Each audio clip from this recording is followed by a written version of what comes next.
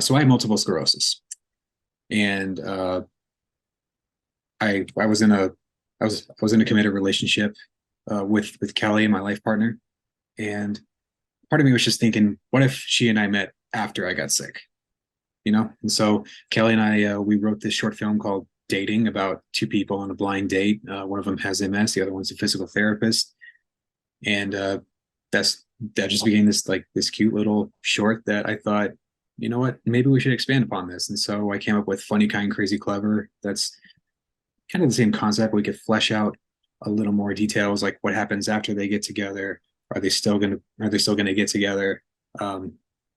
What is the hope? What is the ambition here? How do other people react to it? And so we came up with Funny, Kind, Crazy, Clever. That's fun.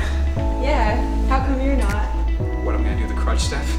Funny, Kind, Crazy, Clever is a romantic comedy starring me and Liz Hackworth as a seemingly mismatched couple. She's kind of optimistic and supportive of the people in her life, and she sort of doesn't have an easy time always receiving those same things back from people. You have no idea how beautiful you are, do you? How many drinks did you say you had again? Just the one. Dating someone with a disability and how other people could view that, especially friends, and like chiming in and being concerned about what that could look like down the road in a relationship. When you love someone and care about someone, like the rest of the stuff just seems to like fall into place, and it just becomes like a normal part of life. Like, this is just how you do life now, and rather than turning it into this huge, I guess, assigning roles as like one person actually being the designated caretaker when it doesn't actually have to be a role. Yeah, okay, sometimes I help him because that's my job. And yes, it can be jarring at times, but I'm not doing it because I pity him. I'm doing it because I love him. You love him?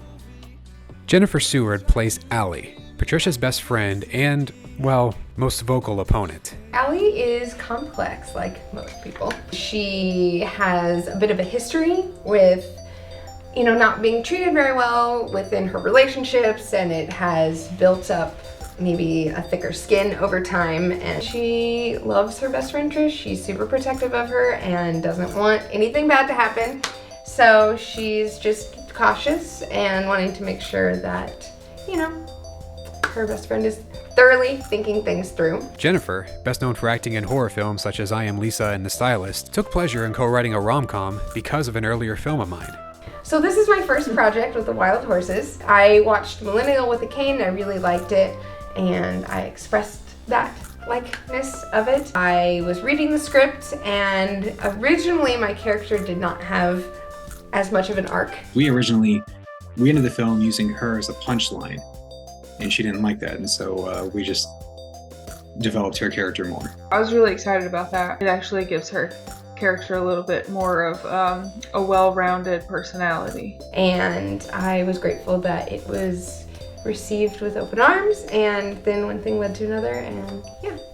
Do we really need a crippled, physically disabled groomsman? Yes. Yep. He's the reason we're getting married. He introduced us. Two of the people in their corner are played by Jessica Whitfield as Jessie and Dillon Latham as Mike. They help out Tyler and Patricia when they decide to make their own film adaptation of William Shakespeare's Much Ado About Nothing. Hey, why don't you play Dogberry? I don't think I'm funny enough. But you know the character well enough. Let me tell you the subtext of what he's saying, director. He's saying don't let that jerk-ass Stephen Clarkson play the part. I fucking hate that jerk ass. Jerk-ass Stephen Clarkson character kind of brings that up, where he's making fun of Tyler for filming in a library, but it's very meta because that's what's happening in real life. We're filming in a library and all these places that are free to film in. What are you guys even doing here? Raymond, you're too good for this. I've seen you guys at so many IFCKC meetings. Why are you trying to rely on Mr. No Budget, handicapped, unable to produce anything, trying to put together Shakespearean? You post that and your career is done. Mine or yours? Ooh. That whole entire scene, I never been on a film set where I was actually allowed to improvise before, but and when we were improvising a lot in the scene, I felt so rewarding as an actor doing it. So just after doing that scene, I'm thinking, so that's how the people in the office must have felt every day. Told you not to get that jerk ass. All right. You were right and I was wrong. You happy? Very. I don't think he's even seen Shakespeare. All right, guys. Let's get to work. We do the best we can with what we have, and more often than not, it's enough. Surprise! My favorite moment in making the film, I really enjoyed working with Liz and getting to do the scene between her and I in the kitchen where we're kind of snacking and having some girl talk. You should have seen him when we were in school together. He was pathetic. He was just like all the other guys in college. But I think that getting the disease humbled him some, you know?